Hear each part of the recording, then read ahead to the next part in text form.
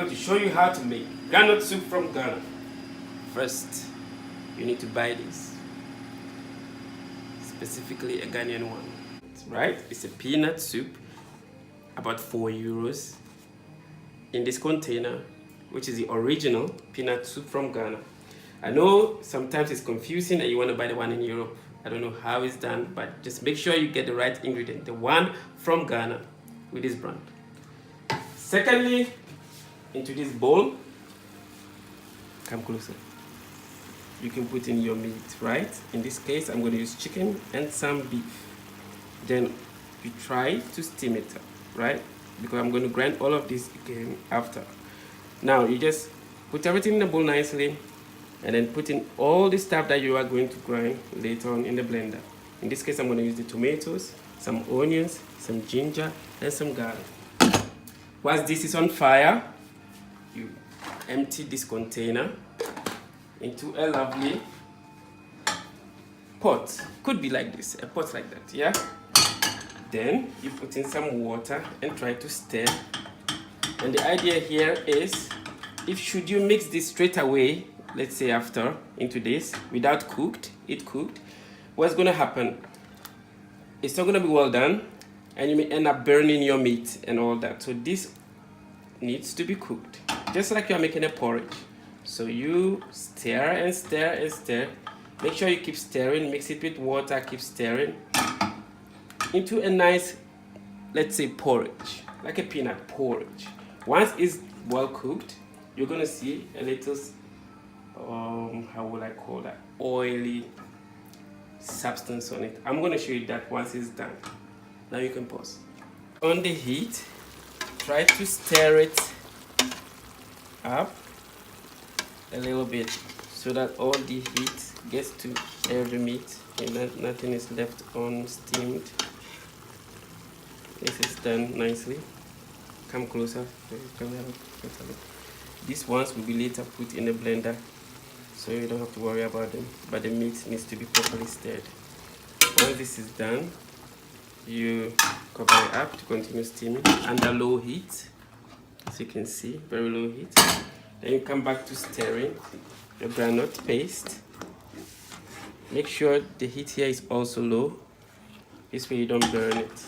But the idea is you have to keep stirring this. I know it's a pain, but you have to, because if you don't, it's going to turn into a little bit of lump sums, which wouldn't be nice later on. We're not going to get a smoothness. Okay. Pause.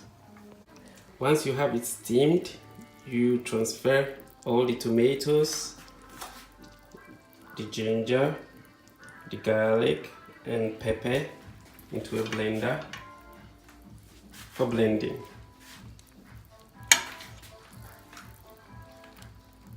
This will be the next step. I blended already, so I don't disturb you with the noise of blending.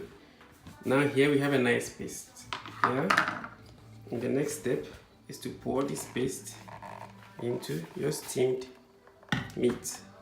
So in this case we have chicken and meat. Yeah, some of the meat. Yeah. Then we're gonna pour your nice blended puree back inside nicely. There you go.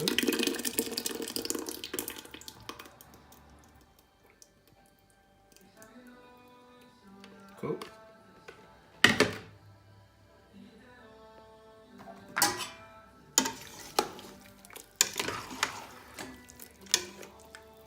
This is now a light soup. You keep it warm a bit, and once our groundnut paste is done, we transfer the paste, kind of groundnut porridge, peanut porridge, into the soup in the grand finale. Right, so at this moment we are waiting for our groundnut paste to cook or properly have the oil around it. And now, as you can see, yeah, come closer, you can see the oil around it. Approximately this should have taken us a few more time than it took for the steamed pot, right? So you need to remember to put the fire off from the steam pot and keep stirring this granite paste until you can now see this visible oil on it. Can you come closer so they can see the oil? So you can see it's nicely done. You can see the oil floating around it.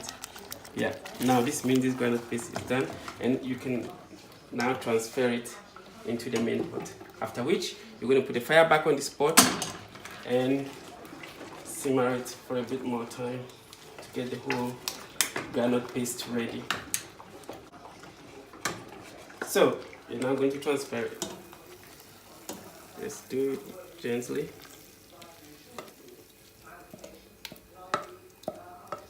Now we have transferred the granite porridge, which is just the granite paste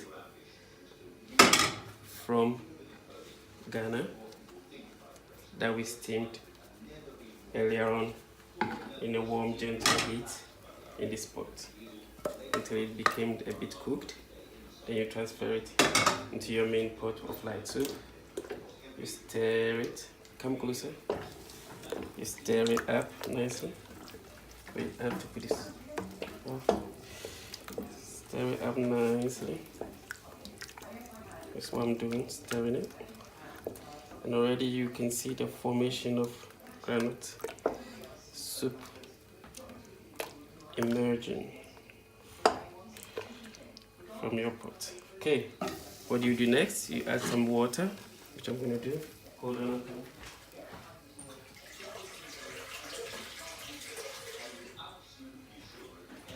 Just add a little bit of water, this water, into it. Then you stir it up a bit more.